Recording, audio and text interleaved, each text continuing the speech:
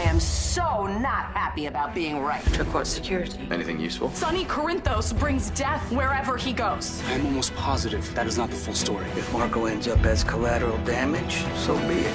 General Hospital latest update. Sonny is named a person of interest in Natalia's death while Sidwell frames Selena for the fire at Charlie's. Joss reveals her WSB mission is to take down Sonny. Joe's world unravels, Tracy turns on family, and a mob war brews, with deadly consequences looming. Hello everyone, welcome to my channel. I hope everyone is having a wonderful day. After watching these videos, please hit the subscribe button and give this video a thumbs up. Sonny becomes a person of interest in Natalia's death, and Sidwell frames, spoiler, for the fire at Charlie's. Today on General Hospital, Tracy wants to turn evidence over on Sonny, Emma advises Gio on his future, and Joss and Vaughn connect on a deeper level. Emma is hanging out with her new dog Outback at the new cafe in town. Gio arrives and tells Emma that the dog is a dirty little thief who keeps stealing his shoes. Emma wonders if maybe Outback isn't the problem, and the real issue he's having is finding out about his parents. Gio admits he's upset about his parents, and though Emma offers to listen, he isn't ready to talk about it. He also knows he's been a big downer to be around lately. Emma assures him that she and her grandma love having him live with them. Gio hasn't figured it all out, but he is dropping out of PCU. Emma asks what PCU has to do with what is going on with his family.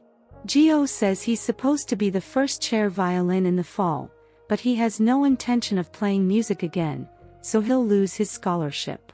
Emma suggests he wait, as he may feel differently by the fall. By September, he may want that spot. Gio says he may go back to music one day, but he needs a clean break right now. He says that without passion, that his music is just hollow. That makes music one more thing his family has stolen from him. She convinces him not to drop out just yet, and suggests they find out what else he's passionate about. She reminds him that he offered to help him take down Dalton for animal testing. She has been working to get close to him, but can't get into his lab, so they may have to resort to drastic measures. He thinks that means something illegal. Why did Joss join the WSB? Vaughn meets Joss at Charlie's, per her call. She tells him she came to check what happened out for herself, but can't seem to get herself to leave. She rants that her former stepsister could have died tonight, and all because she's Sonny's daughter. Joss notes her brother Morgan died because he was Sonny's son, and it's the same reason why Michael almost died as well. She cries that Sonny brings death and destruction wherever he goes. Joss admits that Sonny is one of the main reasons she wanted to join the WSB. Vaughn realizes she wants to climb the ladder at the WSB to take Sonny down, which Joss confirms. Who does Sidwell frame for the fire? Selena arrives to meet with Sidwell at Windermere, per his request. He warns her that she's about to go to war with Sonny Corinthos. She laughs and says she is not at war with Sonny, and that she even goes to great lengths to avoid conflict with him. Sidwell says that was before she firebombed Charlie's tonight, and reveals all the evidence goes back to her and two of her employees. Selena realizes she's been set up. Selena notes that Sonny would believe her over Sidwell, if she went to him with what she told him. He doubts Sonny would give her the chance to explain, and floats the idea that once Sonny starts digging into what she's been up to, other evidence against her may surface. Sidwell says the best idea for her right now is to leave town. Selena can't believe he's asking her to walk away from her business, which she spent years building. He says she can return, with his blessing, once he's taken care of Sonny.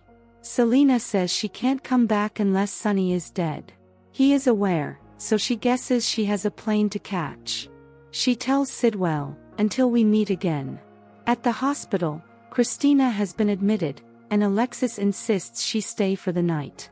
Alexis asks her to tell her what happened, and Christina recounts the events of the evening, and that Marco saved her life. Alexis says they have Marco to thank for a lot, as if she had died, she'd have killed Sonny with her bare hands. Molly comes in and says Deanna needs Christina's ID for paperwork.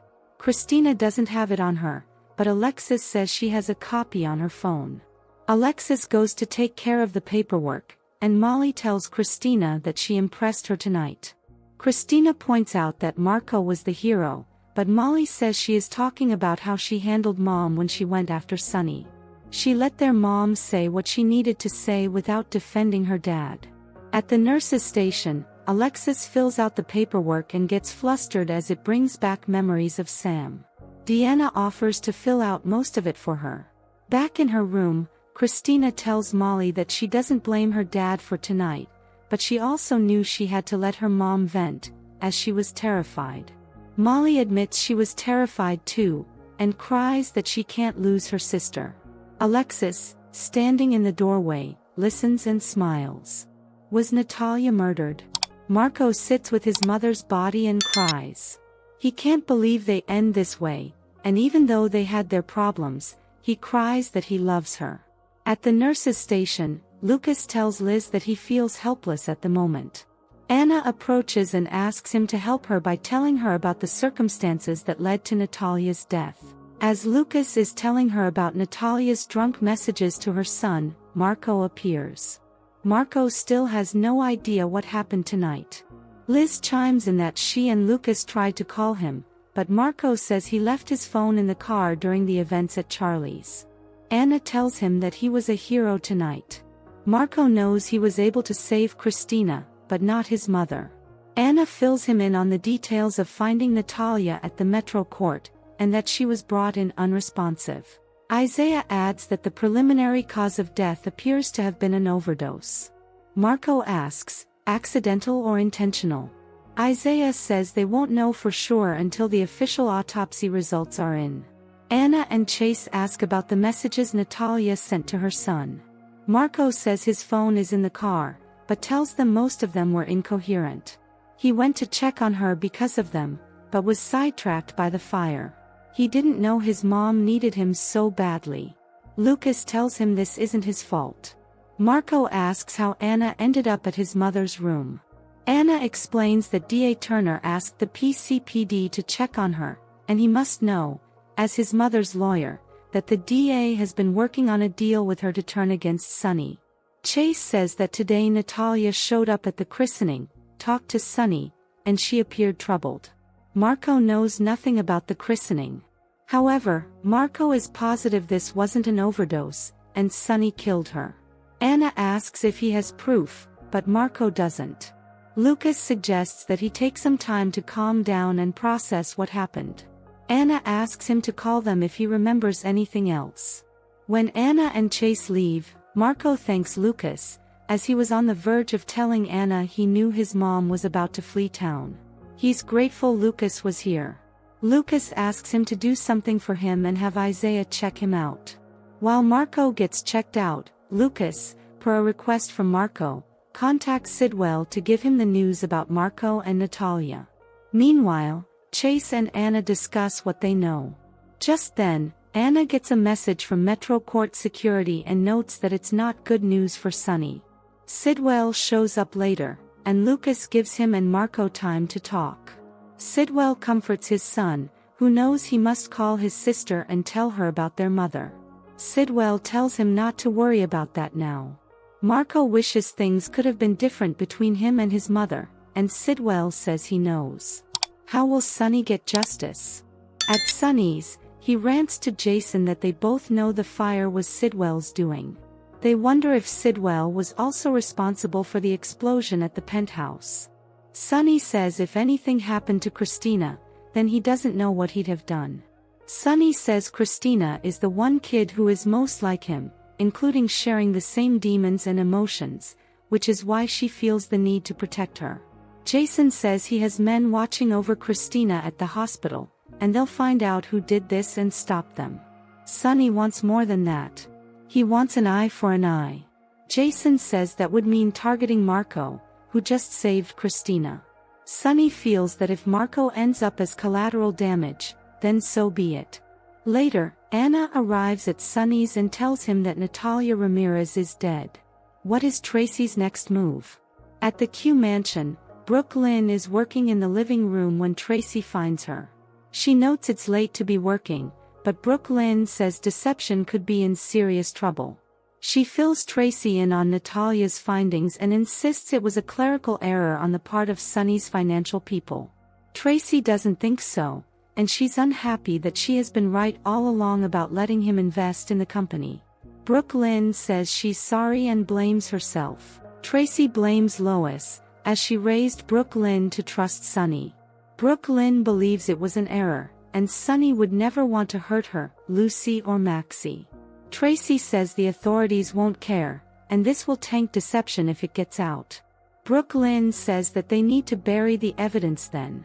Tracy refuses and says they will use this to their advantage. She wants to meet with the DA and come clean, and they may end up with just a slap on the wrist. Brooklyn can't do that, as Sonny is the only family member with whom Gio is still in contact. Tracy feels that this is the best reason to turn him in, as Sonny will just hurt Gio like he's hurt other members of their family. Still, Brooklyn fears Gio will hate her for taking Sonny away, so Tracy says she'll do it herself. Just then, Chase walks in, and Tracy chimes, "The PCPD has perfect timing for once." In the show's final moments, Tracy tells Chase she has news for him, but he needs to say something first. He fills them in on the fires at Charlie's, Christina almost dying, and that Natalia is dead. He reveals that Anna is on her way to question Sonny. Tracy says they must find Gio, as it's not safe for him to be around Sonny right now. Sonny has taken too many people from this family and isn't taking Gio. Emma asks Gio if Sonny would give them pointers on how to get away with breaking the law. Gio says he wouldn't, even for a good cause. He also admits Sonny is the only one in his family whom he trusts right now. In her room, Christina asks her mom how long she's been standing in her doorway. Alexis says long enough to have her heart warmed seeing them together, and she wishes Sam were here. Alexis says they need one another now more than ever and can't let anything separate them. The girls agree.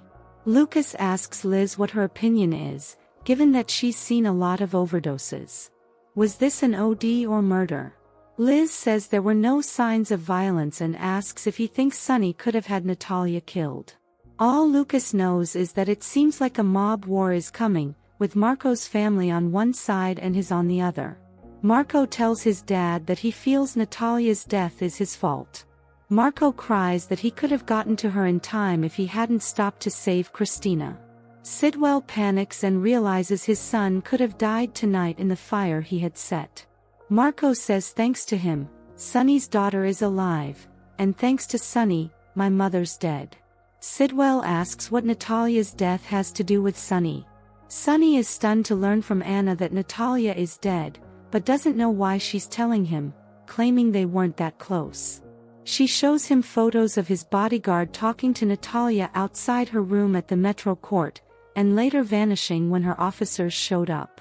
She knows Natalia was scheduled to give evidence against him, and now she's conveniently dead. In the meantime, he is a person of interest, and she has to take him in for questioning. Joss tells Vaughn that he could go to Brennan and tell him about her unhealthy vendetta, which would mean he could finally get rid of her. He reminds her that he advised her that people with lofty ideals get jaded, but she has a concrete goal behind wanting to be an agent. Her goals will get her through some very tough times. She asks what his goal is. He teases that maybe he'll tell her when they know each other better, and pulls her into a kiss. On the next General Hospital, Brooklyn gives someone bad news. Lulu asks her mother how far she's willing to go to make that happen. At the pool, Michael tells Willow not to make this any harder for Wiley than it has to be. Also at the pool, Tracy tells Gio that his life is in danger. Emma tells Rocco, who is with Danny, that he owes it to himself to find out the truth. At the PCPD, Sonny asks Turner why he should take her word on this. Dante asks Jason, "Do I keep looking, or are they buried in the woods?" Thanks for watching this videos. Please hit the subscribe button for more updated news.